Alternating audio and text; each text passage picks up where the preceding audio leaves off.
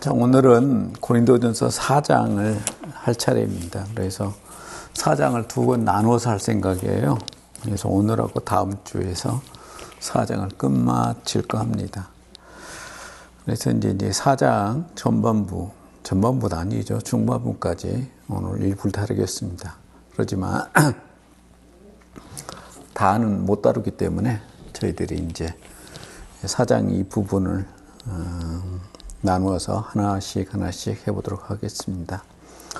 이게 4장이 전체적으로 보게 되면은 우리가 이제 세 부분으로 나눠서 볼 수가 있겠죠.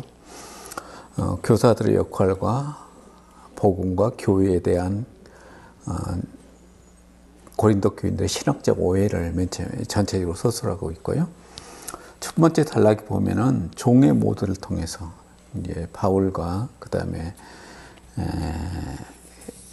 바울 자신에 대해서 이제 고린도 교인들의 태도에 대해서 얘기를 하고 있죠. 두 번째 단락은 6절부터 13절까지로 바울 자신이 주장한 고린도 교인들의 태도에 대해서 직접 적용을 하고 있습니다. 그리고 마지막 14절부터 21절까지 다음 주에 11절부터 21절까지 다룰 텐데요. 이제 바울은 고린도 교인들의 잘못된 것을 바로잡기 위하여 사도적 권위를 재차 강조하는 그런 부분입니다. 그래서 우리가 이제 여러분들 저희 이 강의를 들은 사람들은 되게 다 그리스도인 교회다인이고 또 오랫동안 신앙생활을 했던 사람들이 대부분이라 생각을 하고 제가 이 강의를 하는데요. 제가 이 강의를 하면서도 그런 생각이 들었어요. 우리가 이 세상 살아가면서 어쩔 수 없이 세상의 영향을 받지 않을 수 없습니다. 우리가 세상 속에 있는 존재니까요. 바울도 그런 이야기를 해요. 고린도전서에서. 우리가 세상에 대해서 전부 다 끊고 그들에 대해서 비판적이고 그들과 같이 함께 할 수 없다는 그런 태도면 우리가 어떻게 이 땅에서 삶을 살아갈 수 있겠느냐 하는 그런 생각하는데요. 우리가 이제 그러면서 세상에 사실 예수 믿기 전에는 세상의 모든 법칙들과 세상의 도덕과 윤리 그리고 법에 따라 살아갔잖아요. 그런데 그렇게 살아보니까 그 결과가 어땠느냐 하는 것이에요. 결국은 인간은 세상이 이끌어가는 그런 방법 속에서는 약자들은 항상 종의 삶을 살아가게 되고 승자를 할지라도 권력도 갖고 경제적으로 뭘 누리고 그렇지만은 그 마음에 항상 갈증이 있습니다. 이게 아닌데, 이게 전부가 아닌데 하는 그런 갈증이 있어요. 그래서 우리가 이제 20세기의 가장 위대한 부흥사라 그러죠. 미국의 갑자기 이름이 생각 안 나는데 그 부흥사가 그런 얘기를 해요. 자기가 여름철에 어떤 산골짜기로 이제 피서를 떠났다고 그래요. 미국 사람들은 여름에 피서를 오랫동안 갑니다. 그래서 거기서 한 달 정도 머물렀는데 그 골짜기에 어떤 미국에서 굉장히 부자죠. 미국에서 네 번째 부자라고 그러니까 그러면 세계에서 몇 번째 갑니다. 미국에서 네 번째 부자면요. 세계에서 10손가락 안에 들어가는 그 부자예요. 근데 그 부자의 별장이 거기 산골짜기에서 자기가 초대받았다고 그래요. 거기를 갔는데 초대받아서 식사하는데 식사 끝나고 이제 우리가 담화하잖아요. 차를 마시면서 얘기하는데 그 부자의 첫 번째 하는 이야기가 세상에서 나같이 불행한 사람은 없다. 항상 걱정 속에 살아간다.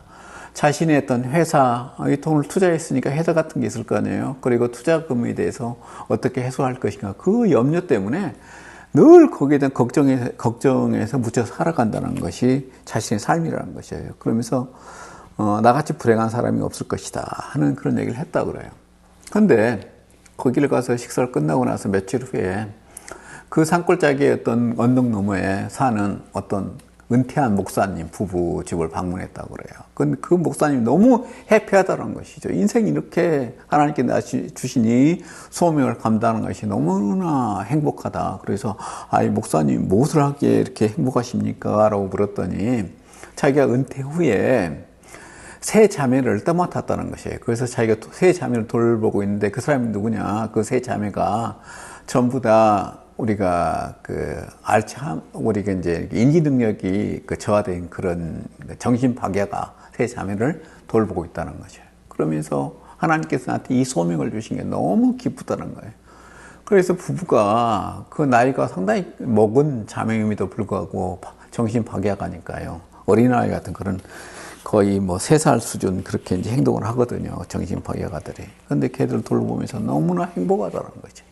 그러면서 그분이 그 봉사가 했던 이야기가 이 두 사람의 삶 속에서 누가 진정한 행복을 누리고 사는 사람입니까? 설교정이 그렇게 질문을 하더라고요. 여러분 어떻습니까? 우리가 세상에 했던 방법으로 세상 살아가게 되면요. 세상이 종이 됩니다. 세상이 종이 된 그 삶이라는 것 자체가 늘 갈증, 그리고 남과 경쟁, 그리고 없는 자들은 있는 자들에 대한 어떤 이상한 그런 마음들, 이런 것들에 덮여서, 우리가 거기에 따라 살아가요. 그래서 하나님께서 우리한테 복음을 주신 것이에요. 그렇게 살아서는 안 된다. 내가 하나님께서 이 땅을 처음에 창조시에 만들어 놓고 인간에게 거기 살도록 했던 것은 하나님이 인간을 향한 그런 기대가 있었다는 것이에요. 이렇게 살으라고 했는데 이게 세상이 타락해서 우리가 창세기 나오잖아요. 인간이 타락해서 이런 삶을 만들어 놨다. 이 행복, 이것을 극복하는 방법은 복음밖에 없다. 예수 그리스도를 이 땅에 보내주신 거잖아요. 2000년 전에. 자, 우리가 그런 생각을 하면서 오늘 또 고린도전서를 같이 나눠보도록 하겠습니다. 자, 1절부터 5절까지를 같이 읽어보도록 하죠. 종이 되는 것과 판단받는 문제에 대하여. 자, 1절부터 5절까지입니다. 사람이 마땅히 우리를 그리스도 일꾼이요 하나님의 비밀을 맡는 자로 여길지어다. 우리가 맡는 자들에게 구할 것은 충성이니라. 너에게나 다른 사람에게나 판단받는 것이 내게는 매우 작은 일이라. 나도 나를 판단하지 아니하노니 내가 자택할 아무것도 깨닫지 못하나 이로 말미암아 의롭다함을 얻지 못하노라. 다만 나를 심판하실 이는 주시니라. 그러므로 때가 이르기 전 곧 주께서 오시기까지 아무것도 판단하지 말라. 그가 어둠에 감춘 것을 드러내고 마음의 뜻을 나타내시리니 그때 각 사람에게 하나님부터 칭찬이 있으리라. 자, 우리가 고린도전서를 지금 쭉 읽고 있는데요. 바울이 참으로 오랫동안 많이 다룬 내용 중에 하나가 바울이 고린도전서 여러 주제가 있습니다. 그러면 여기서 교회의 분열, 그 원인을 치유, 이런 것들이 정말 심각했던 것 같아요. 그래서 이 4장에서까지도 그것을 염두에 둔 표현을 계속 해나가고 있습니다. 자, 여기서 이제 본문, 사본 문제가 나오는데, 성서 연구하는데 여러분들이 이제 주석서를 보게 되면, 주석도 세상에 두 가지, 지금까지 나와 있는 주석은 두 종류가 있습니다. 하나는 설교하는 주석이에요. 그래서 이미 설교 본문이 다 만들어져 있습니다. 거의 다. 이런 것들이 목사님이 좋아하는데, 호쿠마 주석이나 그 이전에 있었던 여러 한국에서 번역된 그런 주석들입니다. 그래서 그런 주석들은요, 그대로 옮겨놓으면 설교가 돼요. 그런데 목사님 편하겠죠?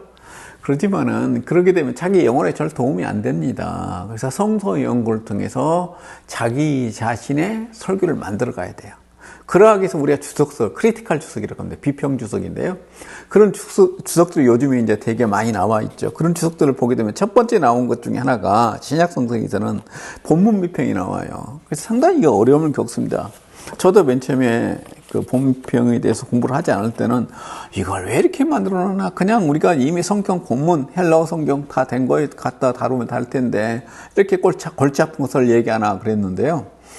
성서를 정말 깊이 연구하고 하길 원하는 사람들은 우리가 본문 비평, 사본학이라고 그러죠. 그걸 약간 공부할 필요가 있습니다. 우리가 이제 연구원이 이제 상당히 더 좀 많이 발전되고 그러면은 제가 사본학을 고린도전서든지 로마서 같은 거 선택해가지고 거기에 나와 있는 사본학적인 문제들만 한 1년 정도는 뭐 6개월이나 1년 정도 강의할 생각이에요. 그래서 여러분들한테 사본학에 대한 깊은 지식을 좀 제가 얘기해 보려고 합니다. 그래서 사본학이 뭐냐면 우리는 가지고 있는 한글 성경이잖아요. 이건 번역 성경입니다. 그래서 헬라어에서 한국말로 번역을 했어요. 그럼 헬라어는 어떻게 형성됐느냐? 이게 맨 처음에는 손으로 기록됐잖아요. 그게 사본이라고 그래요. 손으로 원래 바울이나 또 마가나 마태나 이런 사람이 있을 때 요한이 썼던 것들을 갖다가 손으로 기록해서 전달했어요. 그런데 그런 과정 가운데서 수백 년 동안 이게 전달되는 과정 가운데서 오류가 생깁니다. 때로는 의도적으로 그걸 바꾸기도 해요. 그래서 원래는 우리가 원본을 찾아가야 되잖아요. 그래서 그걸 찾아가는 과정에서 생겨진 학문을 우리가 사본학이라고 합니다. 그래서 그랬는데 이게 이제 우리 그럼 사본을 찾을 수 있을까? 우리 근접하게 찾았다 생각을 해요.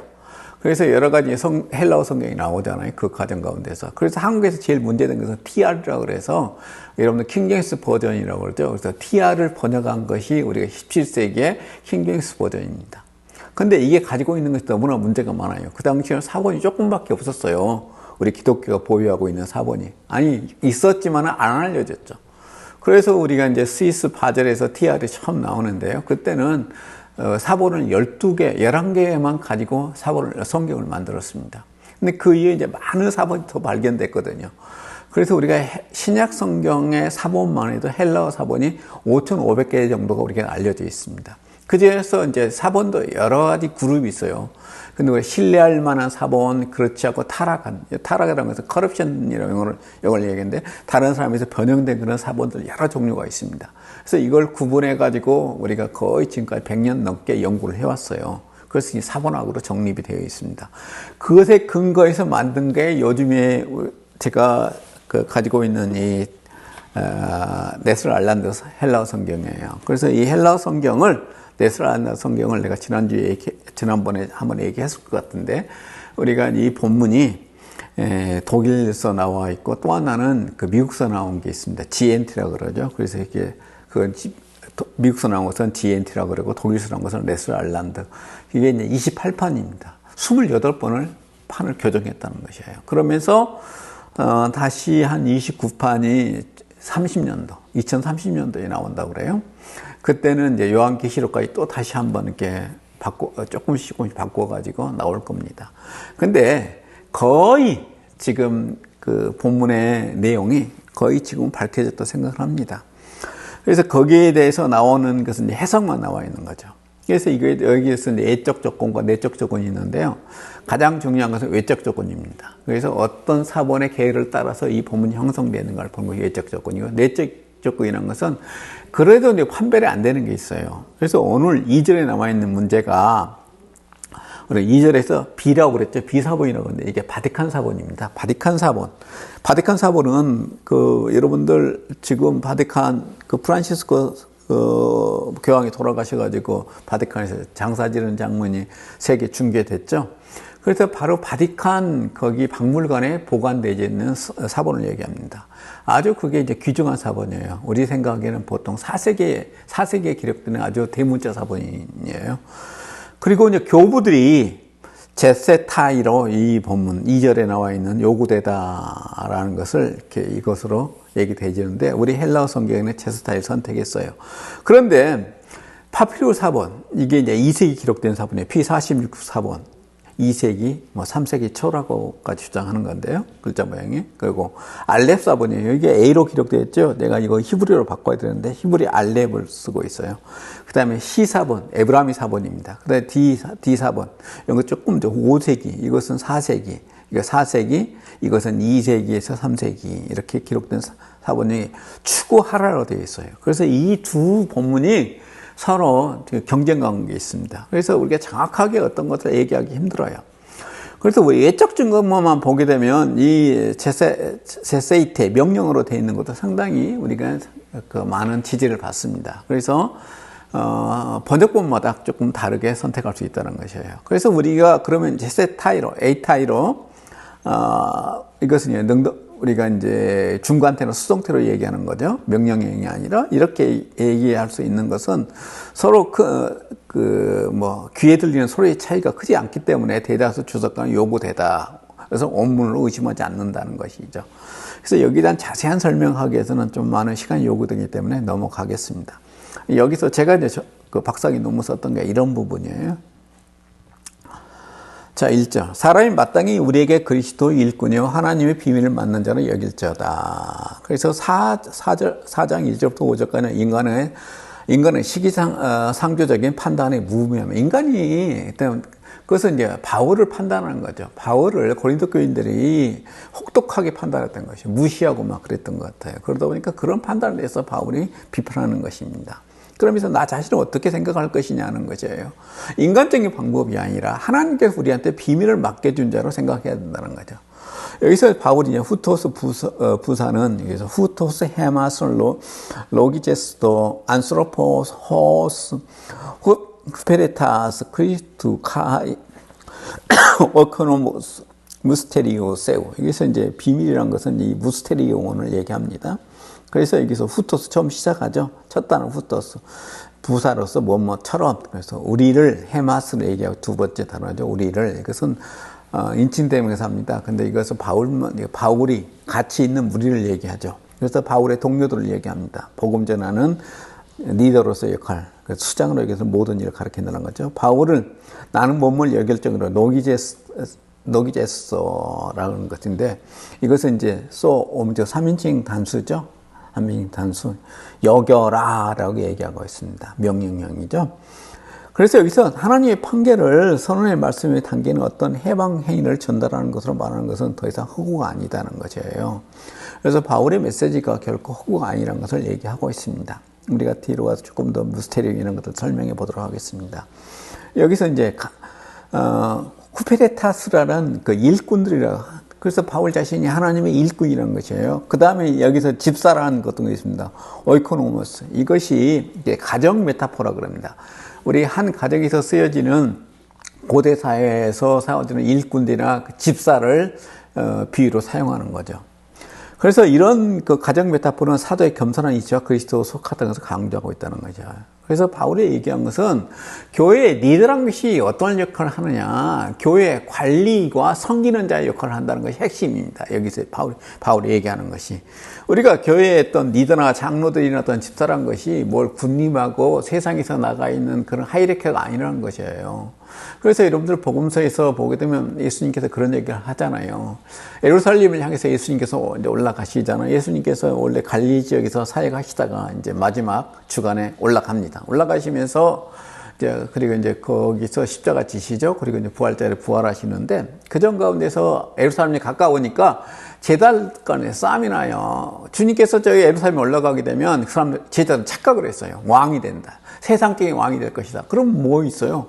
우리나라도 얼마 있으면 한 달 좀 더 남았죠. 대통령이 되게 되면 주변에 많은 관료들이 생기잖아요. 장관, 뭐 대통령, 비서관뿐이 아니라 미국 같은 데는 3만 명인가를 대통령이 임명할 수 있대요.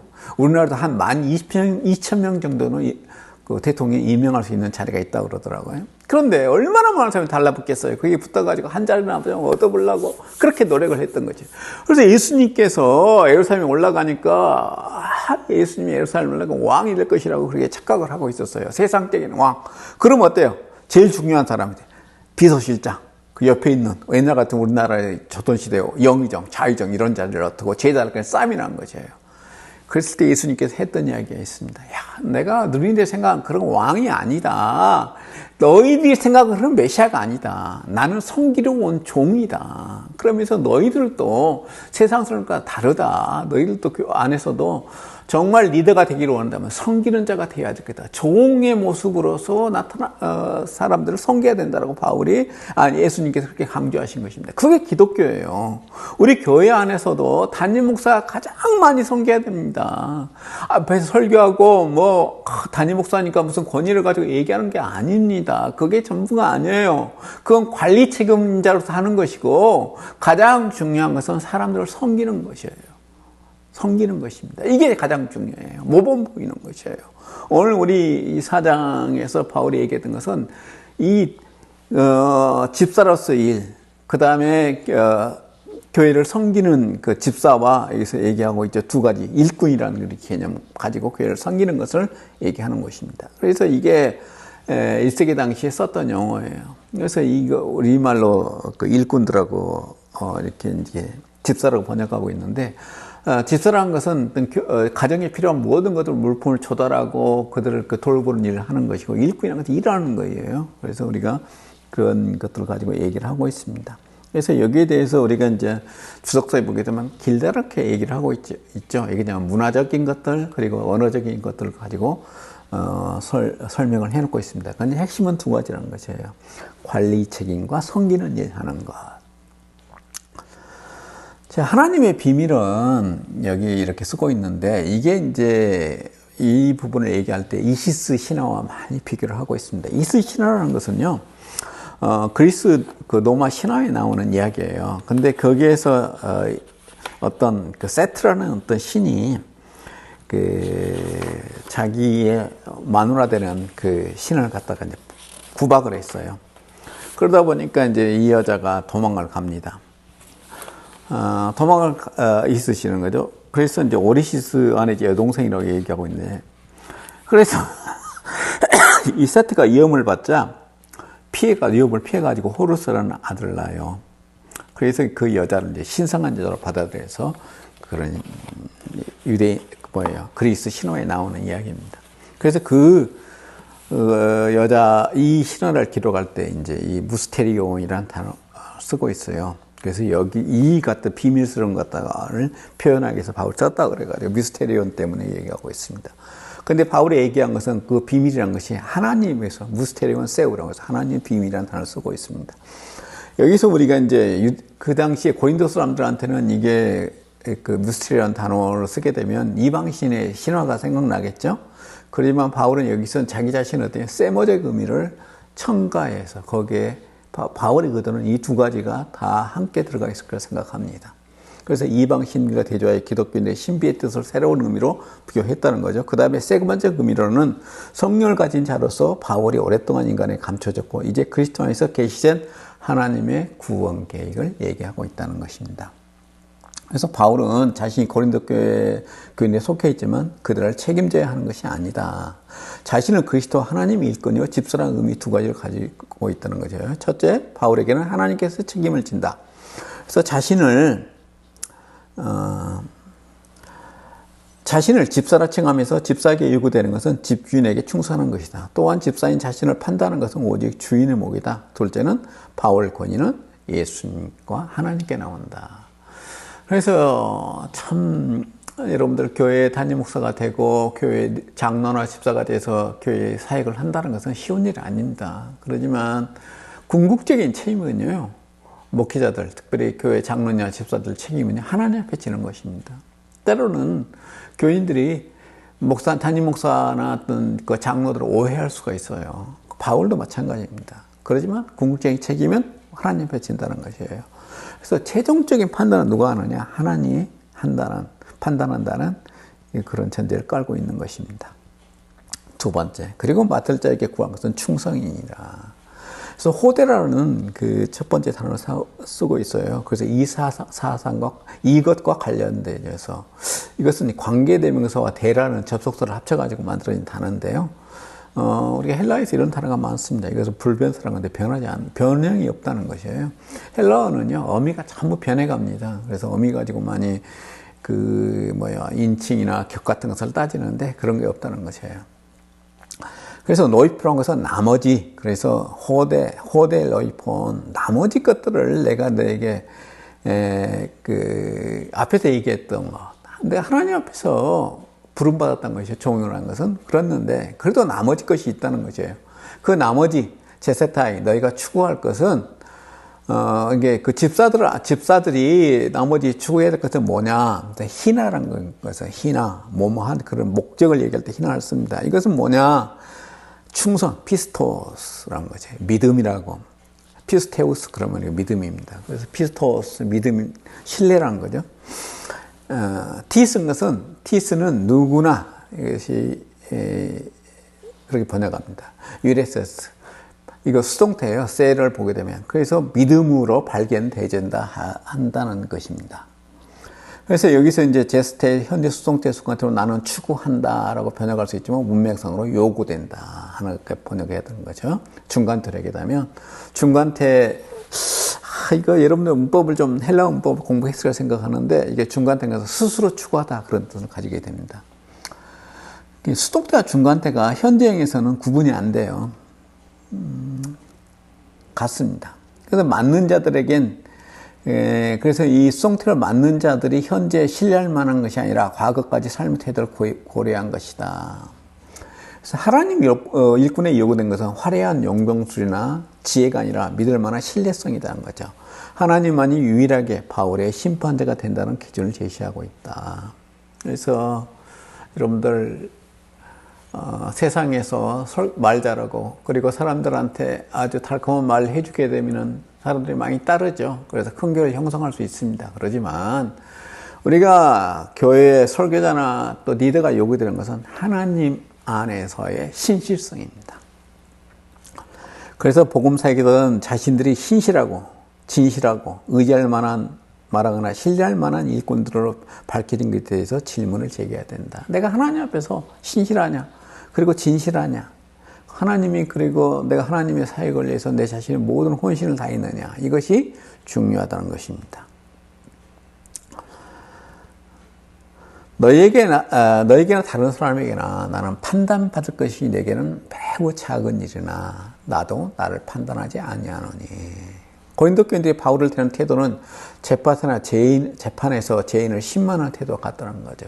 세상에서 재판관이 사람을 신문하는 그런 것 같다는 것이에요. 여기서 접속사인데 내가 헬라어를 많이 쓰죠. 왜 그러냐면 제가 공부했던 미국의 신학교가 아마 남침리교 신학교에서 헬라어를 가장 많이 가르치는 그런 신학교에 많이 요구하죠. 신약학 전공하려면은. 그래서 이제 헬라어를 많이 공부했기 때문에 제 입에서 자꾸 나오는 것 같아요. 제가 미국서 와가지고 침신대에서 있는 침대신학대학에서 맨 처음에 노마서를 가르쳤어요. 그러면서 원전을 가지고 직접 제가 가르쳤습니다. 학생들이 죽으려고 그래요. 한국 사람들을 애국어에 대한 굉장히 트라우마가 있잖아요. 근데 우리가 성경을 연구하는데 기본적인 것들은 헬라어이기 때문에 제가 많이 썼습니다. 제가 자꾸 나오죠? 그래서 이걸 다 지워버리고 한번 해볼까 하는 생각도 있었는데, 그게 잘 안 되네요. 자, 그래서 엘라키스톤이라는 단어를 쓰고 있는데, 여기 이제 엘라키스톤입니다. 이것은 매우 작다는 것이요. 에스틴, 이것은 현재형을 쓰는데, 이다 하는 것입니다. 시나, 하기 위하여, 아포, 후몬. 이게 후포 전치사예요. 이게 후포가 여기에 나오고, 그 다음에 여기 세 번째 마지막 후포가 2번 나오죠. 근데 이게 문법적으로 안 맞는 표현입니다. 왜 후포, 후모는 잘 썼어요. 근데 후포, 안스로포는 이것도 후포죠. 이것은 후프란 건데, 이게 이제 아포스트로피를 찍어가 뭐냐면 생략기예요. 원래 후포를 갖다가 아포스트로피를 찍어가지고 이렇게 후프 이렇게 쓰는 것입니다. 원래 모음 앞에는 이렇게 써야 되는데 그냥 후포, 안스로피네스 이렇게 썼는데요. 이게 정확하게 문법에서는 후프가 맞습니다. 그런데 이걸 왜 이렇게 썼느냐? 이게 관행인 것 같아요. 그 당시에 헬라어를 쓰는 관행. 그래서 안스로포스, 사람이란 것이 뒤에 나오게 되면 안스로포스가 사람이니까 사람인 것이 나오게 되면 후포로 썼던 것 같습니다. 그래서 바울이 이렇게 썼던 것 같고요. 우리말도 관행이란 게 있잖아요. 문법적으로 설명이 안 되는 것입니다. 그래서 여기서 이제 애는 이것 혹은 저것 할 때 영어의 OR입니다. 그래서 사람의 너희들에 의해서거나 아나크리스토는 이게 이제 심판받는 것이요. 내가 심판받는다. 너희들에 의해서 내가 심판받는 것 혹은 후포 안스로포스 사람에 의해서 심판받는 것은 나에게는 매우 작은 일이다. 엘라키스톤이라는 것이에요. 근데 여기다 헤메라를 썼어요. 이게 굉장히 많이 의미가 있는 것입니다. 원래 헤메라는 것은 이것은 일반 문헌에 나오는 것이 아니라 바울이 이 날이라는 단어를 썼다는 것은 종말론적인 의미를 가지고 있습니다. 그래서 우리가 이런 것들이 사람이나 너희들이 나를 심판하고 그러는데 이런 것들이 나한테 아무런 의미가 없는 것이 뭐냐면 하나님 앞에서 정말로 마지막 심판 때에는 너희들한테 판단받거나 세상의 법정에서 나를 판단하는 게 아니다 하는 것입니다. 그래서 나는 여기서 이제 그러나 알라가 알라예요. 근데 뒤에 모음이 오게 되면 알르 쓰고 이 아포스트로피를 찍는 것입니다. 이렇게 표현하죠. 그래서 그러나 나 스스로는 에마우톤 나하는 것은 나는 아나크리스톤 아를 보겠으면 아나크리스톤 그래서 판단받지 우대는 것은 부정입니다. 낫이에요. 그래서 나 스스로를 나도 판단하지 않는다 하는 것입니다. 그래서 여기서 이제 날이라는 의미를 써가지고 바울이 정말적인 것을 의미했고 바울은 자신을 향한 판단을 대수롭게 여기지 않으며 바울 자신 스스로를 판단하지도 않아요. 내 스스로 나 자신을 판단합니다. 그 이유는 그가 위임하거나 의도적으로 그런 것이 아니라 스스로가 하나님에게 고용되어 있기 때문이다 하는 것이에요. 그래서 자신에 대한 평가는 자신의 평가, 세상적인 나의 스스로의 평가하고도 무관하고 세상적인 평가하고도 무관하다. 왜? 내 주인은 하나님이기 때문이다. 여러분 그럴 수 있는 그런 자신감이 있습니까? 여러분 삶이 온전하게 하나님 앞에 드려져 있는 그런 종으로서 삶을 살고 있다면 이런 우리가 스스로에 대한 평가를 할 수 있으려 생각합니다. 이런 얘기 할 수 있는 거죠. 3절의 이야기다. 그래서 알르 같은 거 여기 대해서 학자들의 이야기를 내가 쭉 해나가고 있죠. 그래서 바울은 자신의 성공과 실패를 모두 하나님께 맡기고 있다는 거죠. 그가 한 일은 과거 하는 이미 지나갔고 오직 하나님만이 그 가치를 정확히 하시고 그것을 밝히 드러내실 수 있다는 것이죠. 그것은 단순히 하나님의 판단에 맡겨야 한다. 그리고 하나님이 종은 자기에게 주어진 일을 계속 수행해 나가야 한다. 또한 그는 정해진 때가 이르기까지는 아무것도 판단하지 말아야 한다. 그리고 자신의 수고가 주 안에서 헛되지 않을 줄 알아야 한다는 거죠. 제가 여기에서 이렇게 설명해 놓고 있죠. 자, 그렇습니다. 4절입니다. 내가 자체가 아무것도 깨닫지 못하나 이로 말미암아 의롭다함을 얻지 못하노라. 다만 나를 판단하실 이는 주시니라. 여기서 이제 수노이다라는 쓰고 있어요.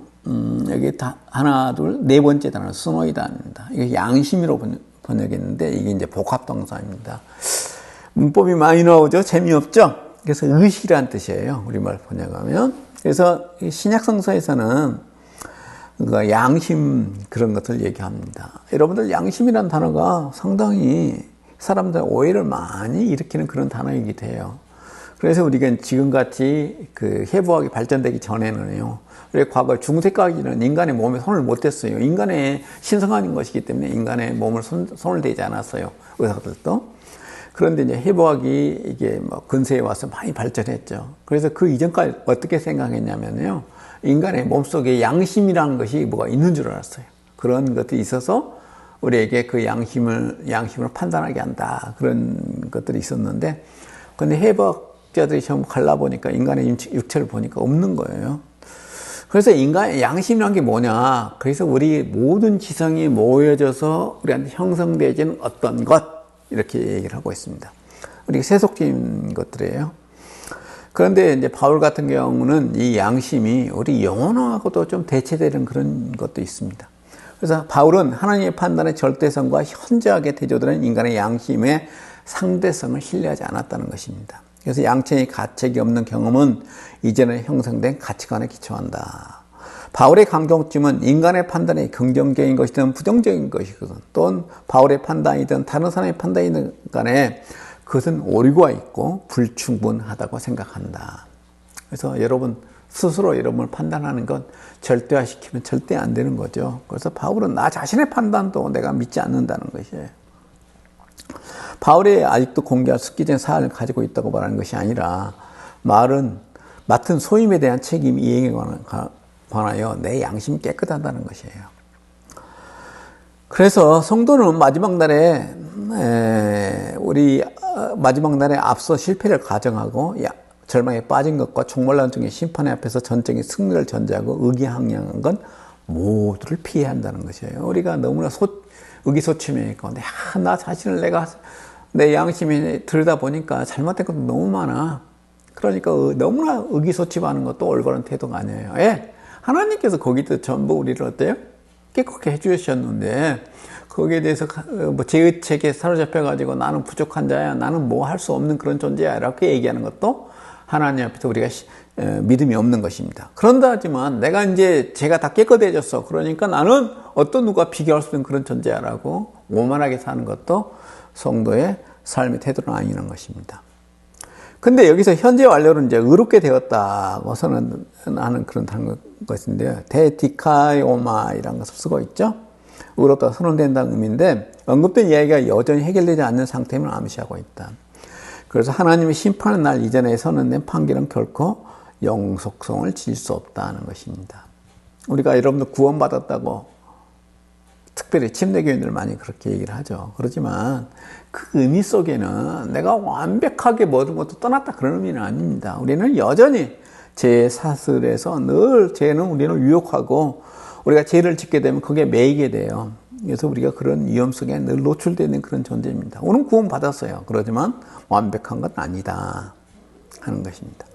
그러므로 때가 이르기 전 주께서 오시기까지 아무것도 판단하지 말라. 그가 어둠에 감추인 것들을 드러내고 마음의 뜻을 나타내시리니 그때 각 사람에게 하나님부터 칭찬이 있으리라 하고 있습니다. 여기서 카이로라는 것을 쓰고 있어요. 카이로. 이게 이제 크로노스라는 단어를 날이라는 단어를 헬라어를 쓰고 성경에 나오는데 우리말로 날이라고 얘기될 수 있는 것이 이제 세 개 정도 쓰고 있습니다. 하나는 헤메라, 그 다음에 카이로, 그 다음에 크로노스가 있는데요. 헤메라는 일상적인 날을 얘기하고요. 카이로는 것은 어떤 때를 얘기해요. 크로노스. 근데 크로노스는 결정적인 때를 얘기하고 있고요. 카이로는 어떤 단순한 시간의 흐름, 어떤 특정한 시간을 쓰는 호전적인 때, 올바른 때, 정해진 때를 가리킨다고 얘기를 하고 있죠. 그래서 우리가 크로노스, 카이로가 이제 그런 아주 결정적인 때가, 크로노스는 우리가 일반적인 어떤 정해진 시간을 얘기합니다. 그런데 헤메라는 날을 얘기하고요. 그래서 이제 무엇이 드러날 것이다 하는 것이 하나님께서. 그래서 파루샤, 주님이 다시 오실 때 모든 것이 드러난다는 거죠. 그래서 마음, 그 다음에 마음에서 바루스죠. 그래서 바람 좋은 동기란 것을, 동기를 의미하고요. 그 다음에 마음. 이건 내가 부라스라 썼는데, 부라스는, 바루스가 아니에요. 부라스죠. 부라스는 제가 잘못 쓴 것입니다. 카르디아예요. 카르디온이죠. 카르디온. 이거 제가 헬라어를 잘못 얘기하고 있는데, 예. 이것은 카르디온을 제가 잘못 옮긴 것입니다. 마음을 얘기하는 것은, 이것을 얘기했죠. 바람, 그런 뜻이에요. 마음의 바람. 그래서 그것은 타스 부르스가 아니라 이것은 톤 카르디온입니다. 그러면서 여기서 사용하고 있는데 이것은 자기 자신을 속일 수 있으며 자아도 그것을 충분히 인식하지 못한다. 그래서 성경에는 마음은 이처럼 깊숙이 있는 것뿐이 아니라 인간의 의지와 행동으로 이어지는 생각, 감정, 자세, 태도, 바람 등도 포함한다는 거죠. 그래서 마음의 바람도 전부 언제 하나님이 오시면 드러난다는 것, 주님의 마지막 심판날 드러난다는 것입니다. 자, 그러면서 바울은 꺼리낌 없는 양심, 사도적인 조명, 빛, 하늘의 계시에도 불구하고 자신의 사역에 대해 판단하는 것을 상가하고 있다는 거죠. 그래서 고린도 성도들이 얼마나 더 많은 어떤 상황에 대해 경솔하게 부분별에 판단한 것을 금해야 한다는 것입니다. 자, 진정한 사도권의 표지들. 형제들아, 내가 너희를 위하여 이 일에 나와 아볼로를 들어서 본을 보였으니 이는 너희로 하여금 기록된 말씀 밖으로 넘어가지 말라는 것을 우리에게 배워 서로 대적하여 교만한 마음을 가지지 말게 하려 함이라. 누가 너를 남달리 구별하였느냐? 너게 있는 것 중에 받지 아니한 것이 뭐냐? 내가 받았은즉 어찌하여 받지 아니한 것 같이 자랑하느냐? 너희가 이미 배부르며 이미 풍성하여 우리 없이도 왕이 되었도다. 우리가 너희와 함께 왕노를 하게 하여 참으로 너희 왕이 되길 원하노라. 내가 생각한 건데 하나님의 사도인 우리를 죽이기로 작정된 자로 끄트머리에 두셨으며 우리는 세계 곧 천사와 사람들의 구경거리가 되었노라. 우리는 그리스도 때문에 어리석으나 너희는 그리스도 안에서 지혜롭고 우리는 약하나 너희는 강하고 너희는 존귀하나 우리는 비천하여. 11절부터 13절까지는 내가 다음 주에 하도록 하겠습니다. 오늘 이번 주에 시간이 없을 것 같아서 여기까지만 하도록 할게요. 바울은 3장 5절부터 4장 5절까지 특징은 고린도 교인들에게 적용하고 있다는 것입니다. 이달락에서 사람을 자랑하는 것에 대해서 십자가 중심적인 비판은 마지막 단계를 제공하고 있다. 고린도 교인들은 바울에 대적하여 기고 만족한 것은 그들의 자만심이다. 여기서 얘기하고 있죠. 그렇지만 바울 자신은 경기장에서 죽기로 작정된 사람같이 주장한다는 거죠. 그래서 이게 이제 그 당시에 그 경기장에서 여러분들 고대 사회에서 특히 로마가 지배하는 사회는 전부 경기장이 있어요. 여러분들 터키를 여행하게 되면 성지순례 가면 그런 거 많이 보죠. 빌립보, 그 다음에 고린도 전부 경기장이 있습니다. 거기에 가게 되면은 그 당시 기록을 보게 되면 그 당시에 경기가 열리기 전에요. 앞에 군인들이 행진을 해요. 그 뒤에 이제 거기 그 경기장에 참석해서 어찌 보게 되면 경기를 하는 사람들이 뒤따라갑니다. 그러면서 바울이 뭐냐면 내가 그 경기를 뒤따가는 사람처럼 지금 역임을 받고 있다는 것이에요. 그렇지만 너희는 왕 같은 존재로 취급받지 않느냐. 그래서 그런 그 교만함에 대해서 바울이 비판하고 있는 것입니다. 형제들아, 내가 너희를 위하여 이 일과 나에서 아볼로로 복음을 보였으니 이는 너희로 하여금 기록된 말씀 밖으로 넘어가지 말라 한 것을 우리에게 배워 서로 대적하고 교만한 마음을 가지 말게 하랍니다. 얘기를 하고 있어요. 여기서 이제 형제들의 얘기를 쓰죠. 타우타테 아델포이라고 쓰는데 여기서 우리가 친족 언어라 그래가지고 아주 친근함을 표시한 그런 단어죠.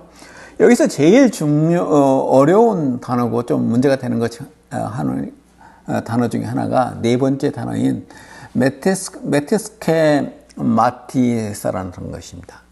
본을 보였다는 것이에요. 이게 뭐냐 하는 것이에요. 원래 의미는요, 위장된 표현이다 하는 것입니다. 그래서 바울이 너희에게 뭐 드러내기 위해서 우리가 삶에 무엇을 드러내기 위해서 얘기했다는 것입니다. 보여주었다는 것을 얘기해요. 그래서 여기서 여러 이론인데 이 단어에 대해서 여기서 네 번째 예시나 추가적인 가능성에 대한 평가 등이 있다. 바울은 모든 이미지와 논증을 아볼로와 자기 자신에게 일종의 이장된 형태로 적용했다고 주장한다 하는 것이에요.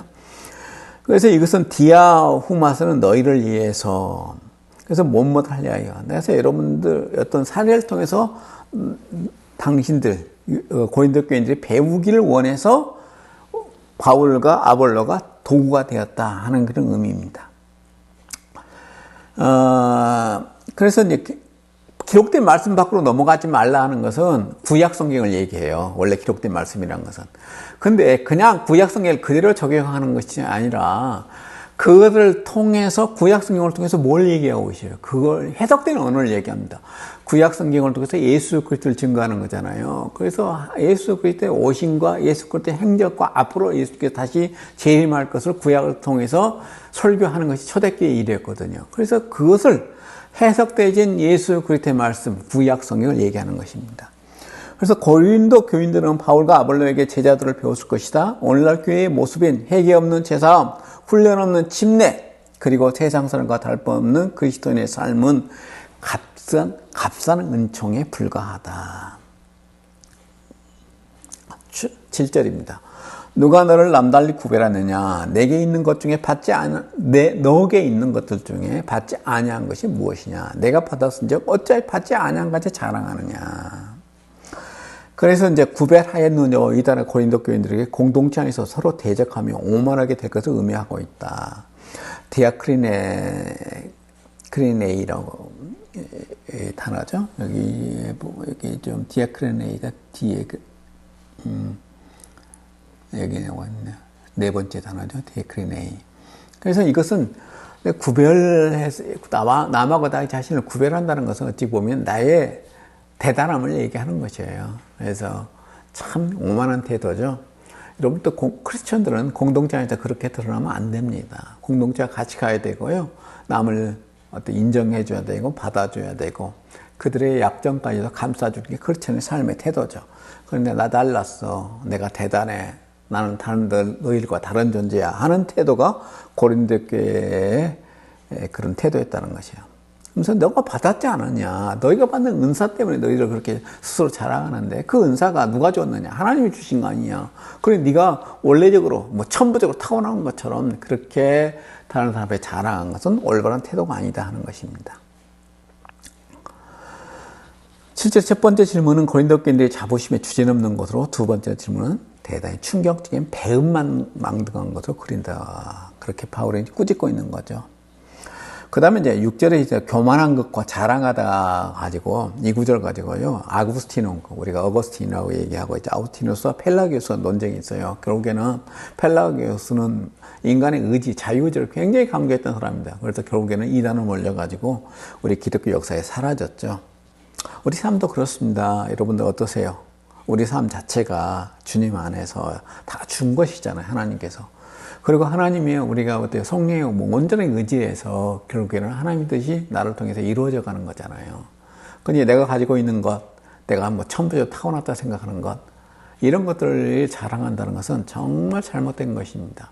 근데 펠라기우스는 인간적으로 대단했던 사람인 것 같아요. 우리가 이제 교회사에서 역사를, 기록을 보게 되면 이 사람이 수도사였는데 굉장히 인간의 자유의지를 강조했다 그럽니다. 그래서 원래 만유교 사람이었는데 기독교로 회심했다가 다시 만유교로 돌아갔다고 그럽니다. 그래서 이 사람은 인간의 자유의지. 그래서 우리가 인간의 자유의지로 하나님을 알지만 예수님께서 얘기하는 그런 구원에까지 이를 수 있다고 주장했던 사람입니다. 너희가 이미 배부르며 이미 풍성하여 우리 없이도 왕이 되었도다. 우리가 너희와 함께 왕록을 타게 하여 참으로 너희 왕이 되기를 원하노라. 고린도 교인들 기독교 종말론적 메시지를 변질시켜서 종말에 이미 실현되었다고 생각한 거죠. 이미 우리 속에서 온전히 이루어졌다 생각한 거죠. 그래서 하나님 나라가 이미 도래했다. 완벽하게 도래했다. 그러다 보니까 어때요? 그래서 이방 종교 회심 개념이 애곡되기도 했다는 것이에요. 그래서 어떤 회심자는 능력, 해방신물에 대한 새로운 의미에 압도되기로 했다는 것입니다. 그래서 초대교회의 그런 문제점이 고린도 교회에 나타났던 것이죠. 바울은 자신과 고린도 교인들 대조를 시작하고 있지만 바울은 여러분이 왕처럼 다스게 되었군요 라고 비꼬는 것이에요. 그래서 만약 여러분이 참으로 왕처럼 다스게 되었다면 라고 나란히 놓으면서 고린도 성도들의 실현된 종말론을 비판하고 있습니다. 그래서 우리가 오늘날도 마찬가지예요. 잘못하게 되면 특별히 이단에 속해 있는 많은 스크롤 그리스도인이라고 얘기하는 사람들이에요. 이런 오만에 빠질 수가 있습니다. 우리가 해심 경험, 예수 믿게 되면 그런 해심을 경험해요. 하나님께서 주시는 어떤 평안, 그리고 기쁨, 그리고 나도 모르는 어떤 능력이 나타나기도 합니다. 그렇지만 그런 것들이 우리 압도되어 가지고 우리 현실 삶을 예민해서는 안 된다는 것이에요. 그러면서 그것에 압도되어 가지고 다른 사람 무시하고 교회 안에서 그런 것이 나타나지 않는 사람에 대해서 내가 방언하고 내가 애언도 하고 내가 하나님께서 병 치유하는 그런 능력을 줬는데 너희는 그것도 없잖아. 너희들은 내 말에 따라야 돼. 그런 태도는 정말 비기독교적인 얘기라는 거죠. 그래서 이제 배가 부르다, 너희 왕이 되었다, 그런 의미예요. 그래서 교만과 이런 것들에 대해서 바울이 아주 심하게 질책하고 있습니다. 그래서 이게 실현된 종말론에 대해서 여기서 바울이 강하게 얘기를 하고 있죠. 그래서 동사 왕이라서 바실레오 사테라는 것인데요. 다스리다는 동사에서 왔습니다. 그래서 교인들이 교만한 지위 이런 것들에 대해서 바울은 얘기를 하고요. 한껏 다스리다. 우리도 없이도. 그래서 우리 없이도 너희 다스리지 않았느냐. 그러면서 바울이 고린도 교인들을 강하게 비판하고 있습니다. 그래서 고린도 교인들은 현재적 영적 교만은 그들의 하나님의 마지막 통치가 이미 시작됐다고 간주한 것에 해당한다고 보았다는 거죠. 예수 사건은 예수님을 믿고 예수님이 이 땅에 와서 하나님 나라를 선포하는 것은 영적 통치의 시작이라는 거죠. 고린도 성도들의 성령에 대한 강조는 죄와 영적인 싸움에 기속되는 현실 및 권징과 질서의 필요성을 간과 무시했다는 것입니다. 9절 내가 생각하건대 하나님의 사도인 우리를 죽이기로 작정된 쟁같이 끄트머리에 두셨으며 우리는 세계 곧 천사와 사람들에게 구경거리가 되었다는 것이에요. 이게 바울 당시에 우리가 이제 로마의 경기장, 그래서 검투사처럼 검투사들이 있었어요. 여러분들 검투사에 대해서는 책으로 많이 나왔고 영화도 글라디에이터라는 영화 있죠. 거기에 잘 나와 있죠. 그래서 검투사들이 경기 시작 전에 행진을 해요. 구경거리죠, 사람들한테. 그런데 검투사들은요, 딱 한 사람만 살아남습니다. 다 죽어요, 경기장에서. 이게 굉장히 악독한 것입니다. 그런데요, 로마가 기독교가 되어가지고 5세기 초까지도 이 경기를 로마 사람들이 그 중독이 돼가지고 매일 밤마다 모여가지고 그 경기를 구경했던 것이에요. 그래서 노예들을 갖다 그렇게 죽였던 것입니다. 검투사 경기를 통해가지고. 그런데 그 구경거리가 된 검투사처럼 너희들은 왕같이 군림했지만 우리들, 사도들은 검투사들처럼 행진하는 구경거리를 삼았다는 것이에요. 그래서 바울은 지금 사도를 가장 유리한 지위에서 명예로운 자리를 차지한 자들이 아니라 로마 경기장이 검투사처럼 죽음을 앞둔 채 경기장에서 있는 자들과 같다는 거죠. 그래서 NIV 주석이라는 것이에요. 그래서 로마의 개선 장군이 그의 군대와 전리품을 곁들인 화려한 행렬을 이끄는 승리적인 이미지와 포로들은 그 행렬 끝에 검투장에서 죽음의 형을 선고받는 자들이다라고 NIV 주석은 고린도전서 주석이 이렇게 얘기를 하고 있습니다. 이게 번역대에 나와 있는가 모르겠네요. 그래서 여러분들이 혹시 주석서를 사게 되면 NIV 주석도 상당히 좋은 주석입니다. 그 천사들한테 구육되려 됐다는 거죠. 이게 천사들은 잘못 이야기되면 굉장히 오해를 할 수 있는데요. 하나님의 쓰이는 도구입니다, 천사들은. 그래서 우리는 그리스도 때문에 어리석으나 너희는 그리스도 때문에 지혜롭고, 우리는 약하나 너희는 강하고, 너희는 존귀하나 우리는 비천하여. 10절까지 오늘 제가 하도록 했죠. 그래서 고린도 교회는 세상적인 방법이 아니라 그리스도 방법으로 지혜롭고 강하고 존귀한 자들이 되었음에도 불구하고 허세를 부리고 있다는 것입니다. 그래서 고린도 교회는 십자가 신학이 아니라 영광의 신학을 추구했다는 것이에요. 오늘날도 많은 교회들이 그렇습니다. 여러분들 세상에서 여러분 축복받았어요. 하나님께서 참 여러분 당신을 축복했거든요 하는 대부분의 교회에서 얘기처럼 99% 얘기하고 싶은데 내가 5%는 여유 둘게요. 5% 이야기는 전부 잘못된 것입니다. 세상적인 것들이에요. 그런 것들은. 하나님께서 정말 축복하는 것은 뭐냐면요, 정말 가난한 삶에도 불구하고 인간이 바라보기에는 너무 저 사람 비참한 삶이에요. 그러다 보니까 하나님 원망해야 됨에도 불구하고 그 마음에서 주는 성령의 역사로 하나님을 찬양하는 그런 마음, 그러함에도 거기서 평안을 누리고 하나님의 천국을 바라보는 그런 삶, 그게 바로 하나님이 축복해 주는 삶이에요. 근데 의기양양하고 어디 시험에 합격했다고, 우리 딸이 무슨 의과대학에 합격했다고, 어디 관료 높은 지에 올라갔다고, 고시 합격했다고, 사법고시 합격했다고, 옛날에는 이거 막 자랑하고 간증하고 그랬어요. 다 거짓말입니다. 사도는 우주 앞에 구깃거리가 된 것은 그리스도 때문이다. 그렇게 함으로써 세상의 지혜로운 자들 눈에 어리석게 보이는 복음의 제는 그 모습을 드러낸다는 거죠. 그래서 바울의 약함은 구원의 능력으로서 십자가에 보이신 하나님의 약함을 반영하고, 또한 하나님의 능력에 명백하게 나타나는 적절한 경륜으로 이해될 수 있다는 거죠. 고린도 교인들에 따랐던 세상의 지혜로운 자들은 고린도 교인들을 포함하여 모든 사도들을 존귀한 자로 여기지 않았을 것이다. 바울의 이치는 다만 고린도 교인들 앞에서만의 비천한 이치란 것이에요.